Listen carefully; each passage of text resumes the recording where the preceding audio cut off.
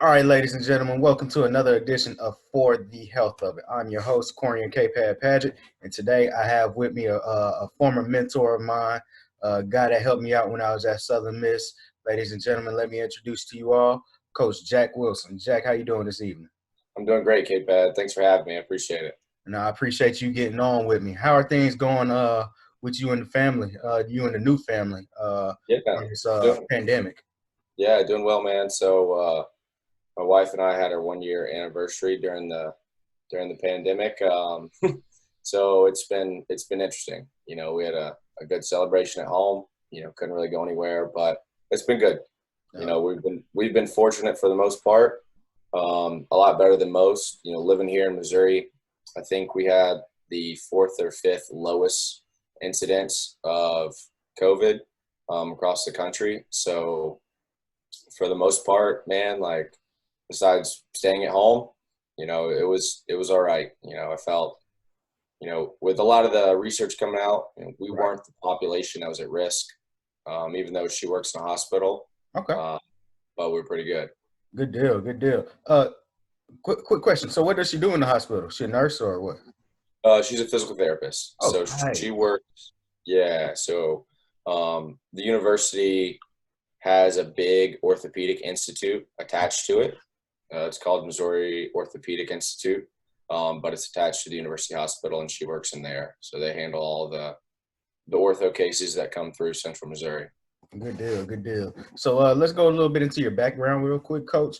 Uh, I know you started off. You're from the Birmingham area, correct? Yep, yep. I was born in Atlanta. I moved to Birmingham when I was a little kid. Um, Dad got a job there. Grew up in Birmingham. I went to school at UAB, University of Alabama, Birmingham. Graduated there with my degree in exercise science with a minor in psychology, and then I started interning. So I grew up playing sports, right? I grew Right. up playing all sports. That was my parents' way of keeping me out of trouble. If I was playing sports year round, then I couldn't go do stupid stuff.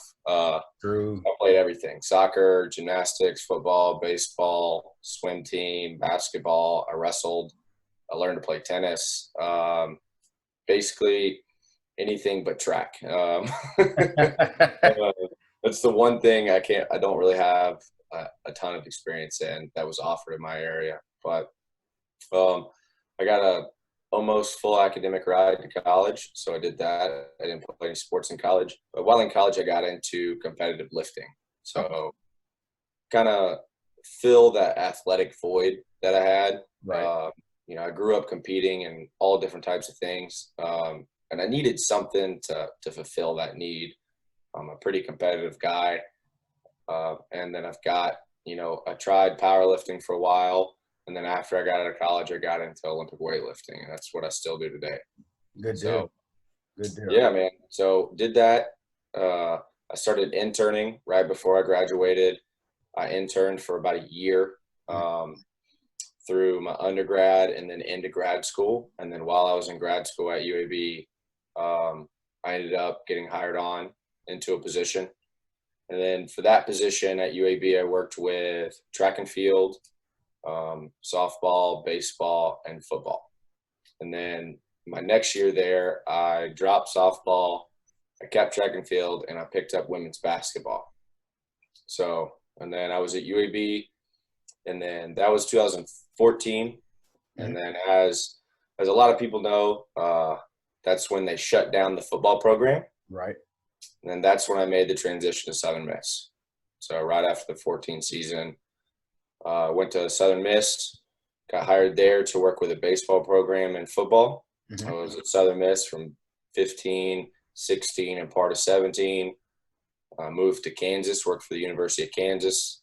Uh, Moved up the chain a little bit. I guess you could say I moved into a football only position. And Nice. then currently, this January, I got a job at the University of Missouri. So working football as well. Okay. Working strictly football at Mizzou. Yeah, man. So one of the good things, I say it's a good thing. I like working with other sports, but it's good because you can focus in on your athletes a little more. Is that at the bigger schools they have the funding to have only staffs. So when I was at a smaller school like UAB or Southern Miss, we had to work with multiple sports.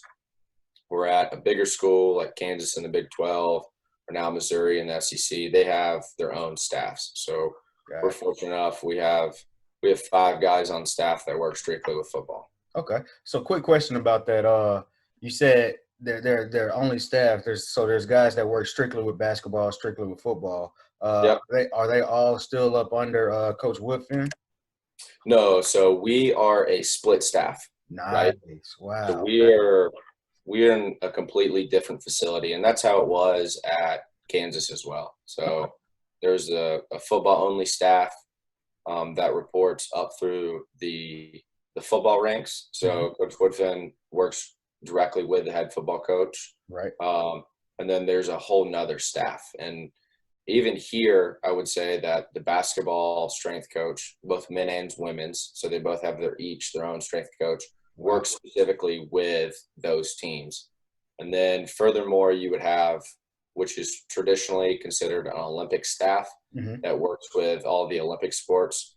So your baseballs, your softballs, your golfs, your tennises, your soccers, your track and field, your swim and dives, and then maybe depending on where you're at. So like here, we have a really good wrestling program. Would kind of fall under that. Maybe volleyball. Right. Just depends on what sports your school offers. Okay. Makes sense. Makes sense. So we went through your background kind of quick. I want to kind of go back and unpack it. What high school did you go to? So I went to Pelham High School in Okay. Pelham, Alabama. For those who are familiar with the Birmingham area, or at least maybe in our age group, they grew up watching two-a-days Right. and Hoover High School. Yeah, that was right up the road from us, and we Gotcha. we were in the same division. If you go back far enough, you'll find me on two-a-days getting burnt by somebody playing high school football. So I'm not scared to admit that. Okay. Funny you mentioned that because I'm coaching track now, and we actually compete in some indoor meets in Birmingham, and we compete against Hoover, and man, Yeah, they have some dogs. Man, yeah, I know they're a public school, but I promise you there's some recruiting going on. And guaranteed, guaranteed. guaranteed. Yeah. I mean, but it doesn't help. They've got 3,000 kids at a high school. True that. True. So now my alma mater would be in a different classification than Hoover, but back then we were in the same. So Okay, yeah, because when we competed my first 2 years at Jim Hill, they did 7 and 6A yeah. for an indoor So meet, and now you good, coach. so Don't worry about that. my yeah. So my high school, so Pelham High School. After I graduated, it split. So Okay. we were a 6-day school, and then they dropped down to 5A. So Okay. so they wouldn't have been in that Right. meet. Right. Yeah. Now we're 5. I think. What's their logo look like for Pelham? We were the Panthers, and they were green and gold. Okay. I couldn't really. I think they revamped the logo a little bit, but we were Pelham Panthers. Okay. Okay. Uh, it's all good. So going on, you said you went to UAB, and you majored in exercise phys, and then you said you also got into competitive lifting. What I know you said that kind of filled that athletic void you were missing. What kind of drove you there?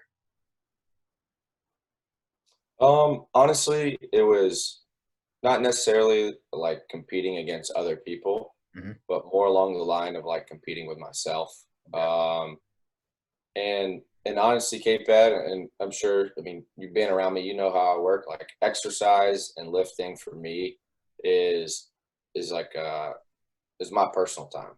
right. That's what I like to do on my free time.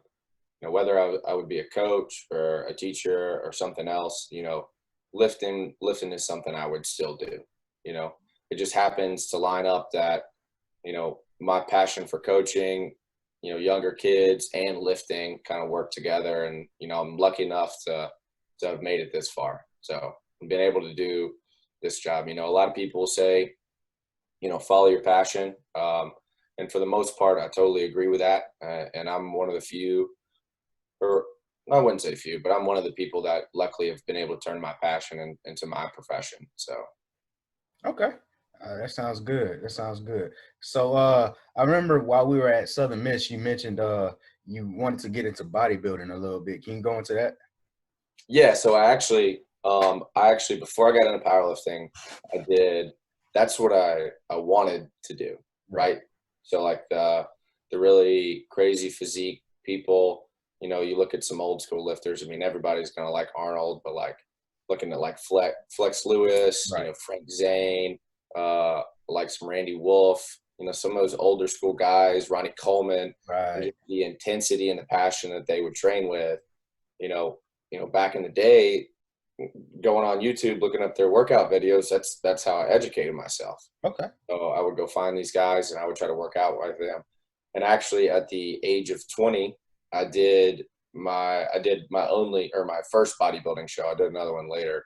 And then while there, kind of ignorantly, I didn't realize that 99, basically everybody but myself there was probably on some type of steroids. Um, and I was the only person that wasn't. And there was a big difference in our physiques, the Right. way we looked. And honestly, like that's not something that me personally I'm okay with from a moral standpoint. Right. So I decided to kind of shift away from the bodybuilding and get into more of like the powerlifting and the weightlifting. And then another thing is bodybuilding and any type of physique sport, it's going to be very subjective, Right. right? So like you and I might have a different, opinion on what physiques look good, Mhm. right? Where in powerlifting and even more so in weightlifting, right? It's the end of the day, it's weight class oriented and it's just who lifts the most weight, Mhm. right? Do you complete the lift or not?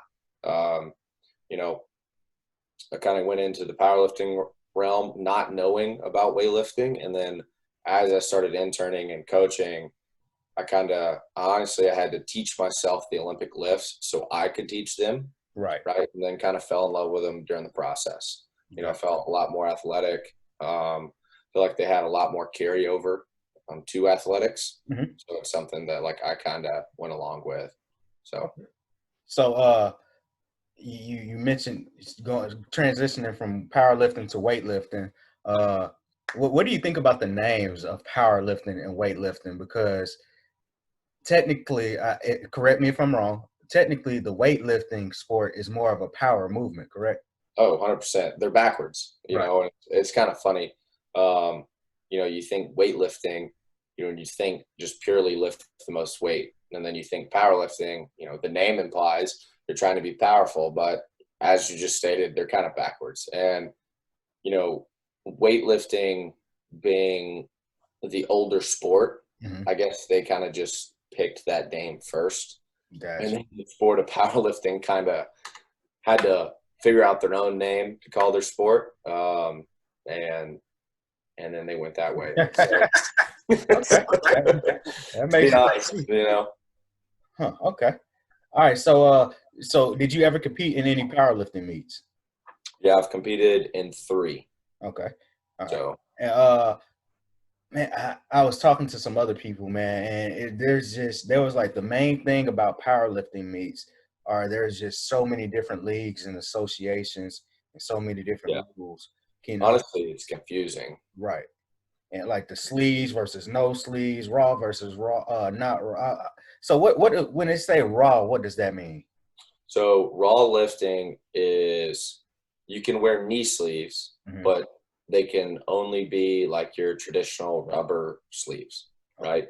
They can only be a certain thickness. They can't be like these super thick things. And pretty much, it's something that's not really going to add a lot of weight to your total, but it's going to be more of a comfort thing, right? And you can wear a belt, and then you can wear certain types of wrist support. So like the wrist wrap type deals. But Mhm. the thing is they can only be so long. So you can't have these, 6 foot long wrist and knee wraps, basically casting yourself into these positions. And then, so that would be like your traditional raw. And then you have raw with wraps. So you're wearing, that's when you can get into the knee wraps, right? So like now we have the, 8-10 foot long rubber band things that I'm wrapping around my knees, right? To basically give myself like a slingshot effect. Gotcha. And that's going to help, but you're just wearing a singlet and a belt, right? And then you have what's called multiply, or single ply and multiply. And that refers to, have you seen like the squat suits? It's like the rubber band suit. So a single ply would be one layer of material thick. So like a bench shirt and like a squat suit. And then multiply would be like multiple layers of, supportive gear. So like if it's only one layer versus multiplies multiple layers. I mean, you're always going to know those people because when they put the bench shirt on, they walk around like a zombie. Right. You know what I mean? Right. And then You they gotta get done with their lifting. Yeah. Yep. Those are the people that need help getting undressed. So, and then furthermore in powerlifting, you have, tested, drug tested and untested events. So, it's like, there's like 17 different, so you can have like tested version of all that. And then you can have untested version of all that. So there's like 16 different federations and rules and regulations. So like when I competed, probably the most notable one is USAPL, which is USA Powerlifting. And in that one, you can compete either raw or single ply, and it's all tested. Okay. So I competed raw. I competed at 82.5 kilos, which is like 181. And my total wasn't that good. I wasn't the best power lifter, so I would consider myself a better weightlifter. Gotcha. Okay. Now before we get into you and weightlifting, there's a little bit of similarity between weightlifting and CrossFit. And not going into all the recent controversy that's surrounding CrossFit right now. What is your thought process on CrossFit? So CrossFit has been something that's been controversial before, Greg Glassman's tweets, unfortunately. And mainly because of the injury rates, right? Right. So, and this is where somebody like you or I who've had some formal training in strength and conditioning would understand the difference. And the problem is that I have with CrossFit is they take these people who come in off the street. Most CrossFit gyms aren't going to perform any type of screening, right?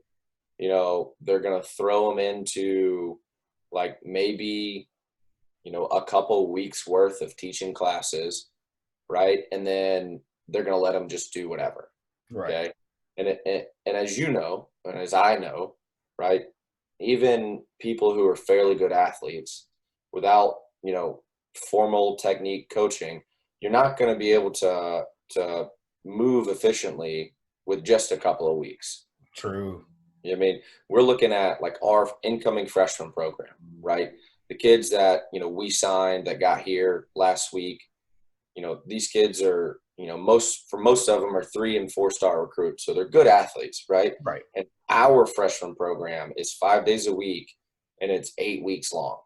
And that's before we let them get in with the older guys, right? So we're lifting 5 days a week for 2 months before we kind of, let them off, take the reins off of them, take the training wheels off, right? And that's so they have a foundation and a base, and they understand all the movement patterns. They're proficient in performing them, and we feel comfortable that they have the necessary work capacity and movement competency to get through all those movements without getting hurt, right? Right. And that's where I think CrossFit messes up. So if we're doing that with 3- and 4-star athletes, right, imagine doing that with a 35-year-old office worker or a 40-year-old office worker, right? And expecting them to move proficiently in, 2 weeks worth of classes.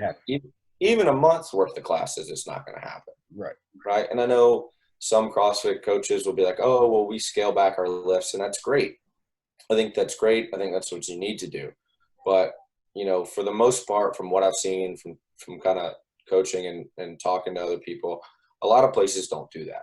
And that's when you're going to see these really high spikes and injuries, Now, on the other side, I think CrossFit, for the most part, for the average person, is a great outlet, right?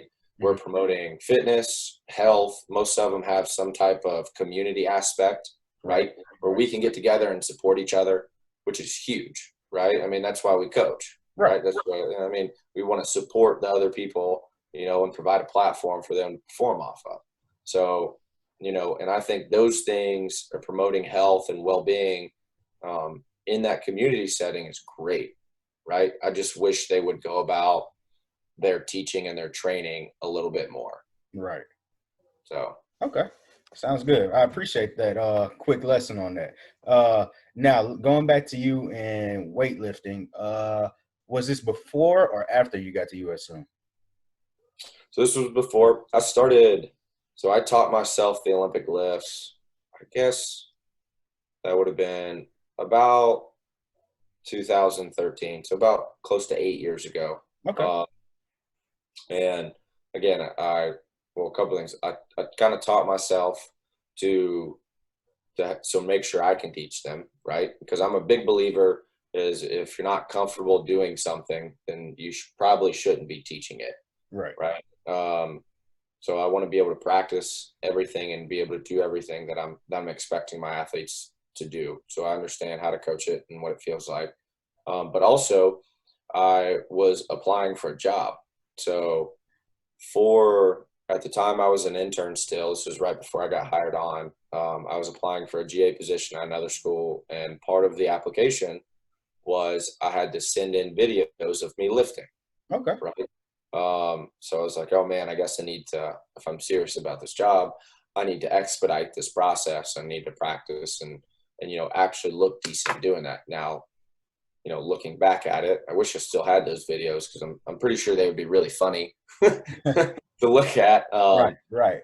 But kind of through that process, I continued doing them just to make sure it's good. And then I eventually started getting decent at Olympic lifts and decided that I wanted to compete. So I did my first competition in 2014. Nice. So, okay. Yep. All right. So you were competing 2014, and then fast forward to 2016, you had an injury. Can you go into your injury? Yeah. So on Thanksgiving Day, actually, we were in there. We had practice that morning, and I was trying to get a lift in pretty early before practice. I kind of rushed through my warm up and some of my things, and I was about 2 weeks out from a competition.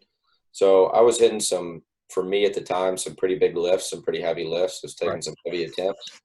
I got out of position on a lift, and instead of bailing, which is what I should have done, I kind of let my ego get in the way, thinking I could save it, I could save the lift, contort myself into position. And then I actually ended up tearing my UCL in the process, completely ruptured, in one motion. Come to find out, ended up needing Tommy John, which is fairly unusual for a weightlifting injury, which I also thought it was pretty ironic because I was working with baseball at the time. Which is big for Tommy John. Yeah. So that was, and then I ended up having surgery. So because we were going to a bowl game, we went to, in 2015, went to the Dallas Bowl. I had to put off my surgery. So I had to put off my surgery until we got back from the bowl game. So I had my surgery December 30th of 2015. So that was interesting, and it was funny because at the time I had just had my surgery. We had guys that on the baseball team, we had a guy, I should say, that the month before had the same surgery. He ended up tearing up his arm playing fall ball. And, we did a lot of our rehab together, which was kind of interesting from a coach athlete standpoint. Right. Okay. So That injury kept you out of that particular competition, correct? Oh, 100%. Yeah, my arm was useless. Okay. All right. So I remember athletic trainers told me one time in a class, he said the UCL is very similar to the ACL in Yep. the leg. But he said the difference being is that UCL is not weight bearing. And he said particularly you don't necessarily have to have surgery unless you want to go back to competing. Did you hear Yeah, the same thing? I did. So, what the doctor told me, and he was pretty frank with me, and I appreciate it. And what he told me was, he's like, look, he's like, realistically, we don't have to operate. Now, certain things are gonna bother it. You go, swing, swing a bat, or you might play golf, or some certain things like bicep curls or stuff might hurt it. Mhm. He's like, but realistically, he's like, for you, being not a baseball player or an athlete at the time, being a coach, like you really don't have to have this. He's like, but if you have any idea of like training hard again or wanting to compete, he's like, you need to do it. And my immediate answer, my nature and who I am as a person, um, you know, I wanted the challenge, Right. right? B, and I wanted to, you know, see if I could push myself back to where I was, but better. Gotcha. You know, and it's kind of funny that we're having this conversation right now because up until this past week, I still had like PRs and training and stuff and competitions that I had hit before my surgery, and that's over 5 years ago. Wow. So yeah, so this past week I kind of knocked out the last one, and it was almost like it was an emotional experience. You know what I mean? It took me 5 years to improve, just a little bit, after setbacks and some other things, and um, that the kind of fortitude and perseverance. It was one of the few moments that like I was like truly like at peace with my hard work, and like I was proud of myself. So Yeah. it Good was deal. cool. Yeah, it was a cool experience. So with training different athletes, you've trained just about everybody, every sport there is to train. You train women's golf, not golf, I'm sorry, women's basketball, track and field, and baseball and football. Uh, most coaches choose to, go the political route with this answer, but out of all those sports, which sport do you enjoy training the most? Um, that's a tough one because they all have their benefits. Right. Honestly, one of my favorite teams was my women's track team at UAB. Okay. That was one of my favorite teams to coach. Probably my favorite sport to coach would be baseball, and I'm just a big fan of baseball. The Gotcha. problem is the way baseball is set up. Getting in real training, Right. at least at the collegiate level, is tough. Mhm. Right? They play fall baseball, they go home, they come back. We've got a month before we start playing baseball again. Baseball season ends. You know, if you're lucky, you get 4 or 5 guys that'll stay the summer and train with you, but everybody else is going off to play summer baseball. And then when they come back in the fall, you have another month before they start playing fall baseball. Right. Um, Baseball at a high level has turned into a year-round thing, and basketball is kind of the same way. Right. So from a strength and conditioning perspective, football is probably your best bet just because you can do the most with the kids, Gotcha. right?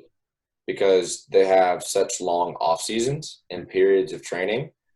You can really spend a lot of time with the kids and form great relationships. Now some of my best relationships have been from people, on my baseball teams because I traveled with a baseball team. And when you're spending, every other weekend on the road with, athletes and coaches, you get to build some strong relationships, which is Right. nice. But that schedule is brutal.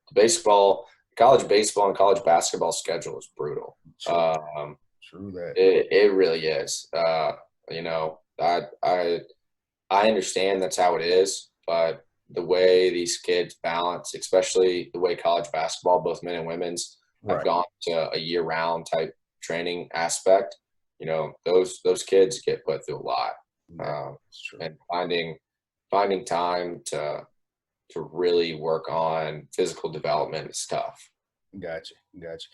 Quick question about the baseball training. At least from what my experience with baseball, the training for baseball has been a lot of aerobic workouts and a lot of aerobic type training, but baseball in itself is more of an anaerobic sport. Did you have issues with, you know, trying to get your guys to, you know, believe in your system?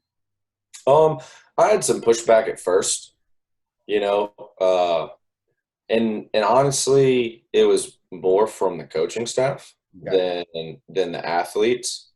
Because the athletes is once you kind of get them into a system and they start to feel better, right? You know, it's like a light switch. You know, they'll start as soon as they start to feel better, man, they're going to buy in immediately. Now, the coaches, on the other hand, you know, you get some pretty older school coaches, more seasoned coaches, you know, and they've had success. And like, this is, you know, what we've always done. You know, like one of the things that, and I love the baseball coach at Southern Miss, Coach Barry, and he's still there. Right. But he has a mile run test, you know, and that is his thing. You know, the kid's got to be able to run a mile. I think it was in 6.5 minutes. Right. And like, I tried to talk him out of it. I was like, Coach, there's no point in any of these guys' baseball careers. They need to be able to run a mile.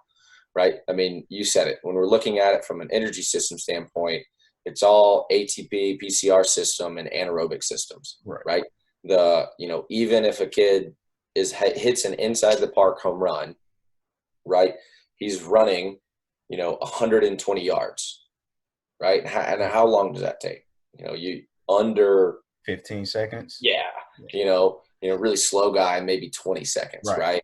You know, so why would I do anything? Why would I work in any energy system, right, that is over that 20-second threshold? Mm-hmm. Now, I understand with regress training and, you know, early off season, we want to build an aerobic base, and we want to build that aerobic base so we enhance the recovery ability of the athlete, right? You want to give the athlete, you know, the proverbial gas tank that they can work off of. But, you know, as we get closer to from a true performance standard, right, baseball, softball, I mean, it's repetitive, explosive movements. Right. That's what it is. Right. So why wouldn't you train that way? Right. Unless you have someone who, you know, is severely deconditioned, or it's, you know, really far off season, then we would want to train something a little more specific to their sport. So I got to the point with Coach Barry where I was like, look, Coach, we're not running miles in training. Right. And I looked at the kids. I was like, look, guys, here's the deal. I'm not going to make you run miles. Right. Because I don't think it's going to help you perform. Right. But Coach Barry is going to make you run a mile test. Right. And if you don't make the time, you're going to have to run it again and again until you make it. So I don't care what you have to do. You better make that mile test on the first shot so we don't have to do this anymore. Right. You got it? Right. And after that little pep talk to the kids, right, I was like, because I don't want to go back running miles. I don't want to there's no point, you know. It's like making my 600-meter runner run, you know, 400s. Right. Why am I going to do that? You know, I need her to run, you know, 8 seconds, 7 seconds. Right? Not a minute. Right. Okay. Gotcha. So it's funny because it is really funny because now that I'm in Jackson, I coach cross country with track, but a lot of the schools here in the JPS system, their cross country coach is their basketball coach. So naturally, he's going to take his basketball team and make them run cross country. That's terrible. And I'm like, you know, why do y'all do that? Oh, so they can have win for the basketball season. I'm like, well, what? But this is a sport in itself. Man, why don't you guys just make them run on your own? Yeah. Nah, coach. Nah, it don't work like that. I was like, all right, but when you look at the two programs over the last couple of years that's been winning, it's been the guys that aren't basketball coaches. It's been Wingfield and us. So, Yeah. guys, it kind of makes sense here. But Yeah. I mean, there was an old podcast that Mike Boyle did. This was several years ago, but his thing was, if you want your kid to be slow and unexplosive, put him in cross country. Because that's what we're doing. We're doing repetitive, slow, unexplosive movement, right? Yeah. So if I want my athlete to be explosive, then we've got to train like that, right? You need to have an aerobic base. You got to be able to make it through a 40-minute basketball game. Right. Right? But, like, I want you to perform at a high level. Right. If my whole basketball team has, 20-inch verts, then we're probably not very good at basketball. I don't care what a mile time is. Right. Gotcha. And there's a lot of coaches that do that, and they do it under the guise of, mental toughness. And that's something that, a lot of coaches will swear by, but, like, just because you're making your players do hard stuff doesn't make them mentally tough. True that. Right? Yeah, mentally tough is, can I perform when the lights cut on, right? Mm-hmm. When all the pressure's on me, do I perform or do I crumble, right? And making people do stupid hard workouts and, making them run until they vomit, that doesn't make them mentally tough. Right. Okay. So let's get back to you real quick, Coach, before we get you up out of here. So you're back. I've watched a couple of your competitions since you've been back competing. I think I've seen 2. How many competitions have you had since you've been back? So I did. Shoot, I'm probably at 6 or 7 since the elbow. It's been. I try to compete. For a while there, I was trying to compete pretty regularly to get back used to it. Right. You know what I mean? Because I had almost a 2-year layoff from competition. So over a 2-year layoff. So I competed. I won the Mississippi State Championship in June of 15. That was right before I blew out my elbow. Okay. And then so I had elbow surgery that fall, and then I didn't compete again until August of 2017. So a little over 2 years. Now, some of that was because of job change and different status, right? So, even though, like, I am a competitive lifter and I coach other weightlifters, right? My job as a coach, and now my job as a husband, come before those things. Yeah. So I try to fit them in. But last year at the national championships, I finished 7th overall in my weight class. I competed as an 81 kilo lifter.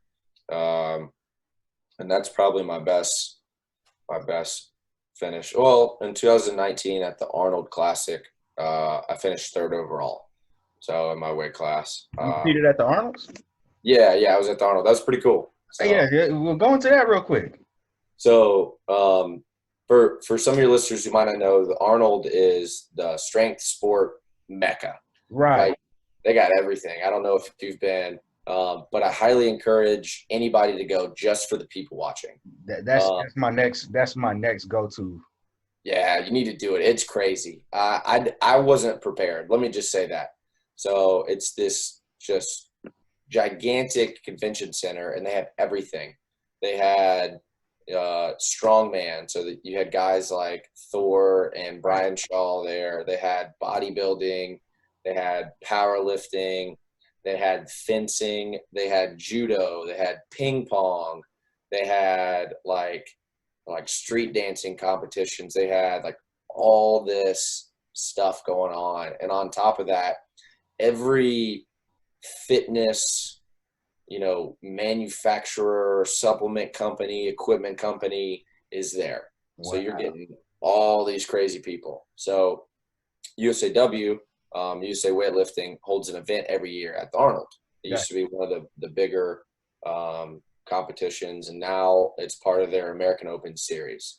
Okay. So to back up a little bit, there's local competitions, right? So that's, as long as you're a USAW member, you can sign up and do a local, right? You don't have to have like a previous total. You don't have to qualify. Anybody can sign up, right? And then you have what's called the American Open Series, okay?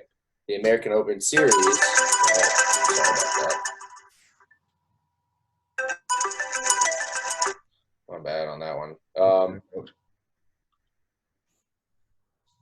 So the American Open Series is going to be 3 events now. So you have the AO1, American Open 2, and the American Open 3. And these are what would be called regional events, right? So you have to qualify for them, but the qualification total isn't as high as like a national championships. Gotcha. Right.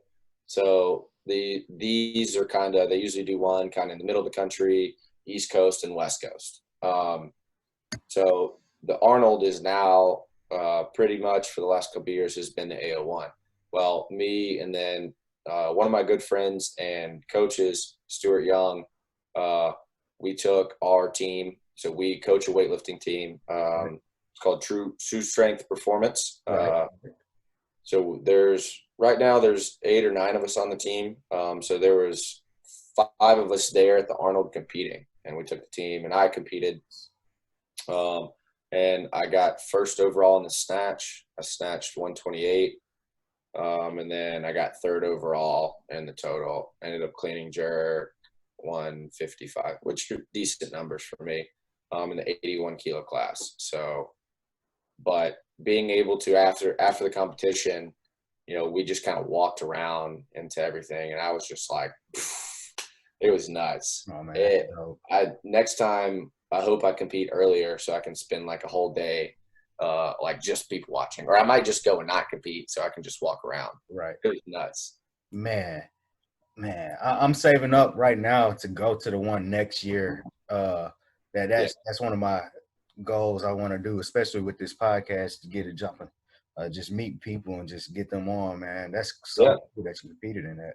Yeah, man, it's cool. Okay, it was cool. I really encourage anybody out there, who competes or who's just a fan of fitness and strength and stuff. I highly recommend going. Good deal. Yeah. So when was your last competition? I know things are crazy now, so I don't know when your next one is, but when was your last one? So my last one was in December. We went to, so it's the American Open Finals. So it's the second biggest competition in the country besides the national championships, and it's held every December. So this is one that I would only say the top, 20 to 30 athletes in each weight class will actually qualify for. Right. And I finished 10th overall in my weight class. I hit the same numbers as I did at the Arnold. I didn't have a great meet. It was in Salt Lake City. And I don't know, I think the weight cut got to me. So like typically I sit around my natural weights around 190, right? Maybe 195. And up until when they switched the weight classes around a couple of years ago, I had the choice of either to gain some weight and move up or lose some weight and go down. Right. So where my numbers were at the time, I knew I'd be more competitive if I cut weight. So the next weight class down is like 177. So like leading up to a competition, I would get, pretty strict with my diet, and I would cut weight. And then, as I've gotten older, cutting weight has gotten a little harder. And I felt like this last competition, it's like I lost my legs. You hear, maybe like fighters or boxers saying like after a weight cut, they might lose their legs. And that's kind of how I felt. And it was the first time that I really felt like the weight cut had affected me. Right. If that makes sense. So I think from now on, I had been contemplating moving up a weight class. But I think I'm going to. So. Okay. All right. Hey, makes sense, Coach. Got to do what's best for your health also. Yeah. So I understand that. Mm-hmm. Okay. Well, Coach, man, before we get you up out of here, I definitely got to get you back on because you're just full of knowledge and stories that Yeah, man. we got to Appreciate get the world out to. So before we get you out of here, go ahead and drop your social medias if you want to. Yeah, man. I'm not active on a whole lot, but I am active on Instagram. I try to put out some, or recently I've tried to put out some educational material. I'm gonna try to keep doing that. You know, people like you inspire me to do so. Uh, so my Instagram is just at Jack Wilson 85. Pretty simple. You can find me. I have an open account. I encourage anybody. You know, you got any questions about anything? You know, feel free to shoot me a DM. I try to respond to all of them. So just Corey, I appreciate it. I hope you're doing all right, and I look forward to talking to you next time. All right, appreciate you, ladies and gentlemen. This has been another episode of For the Health of It. I'm your host, Corian K. Paget, and today's guest was Jack Wilson. Thank you, Coach.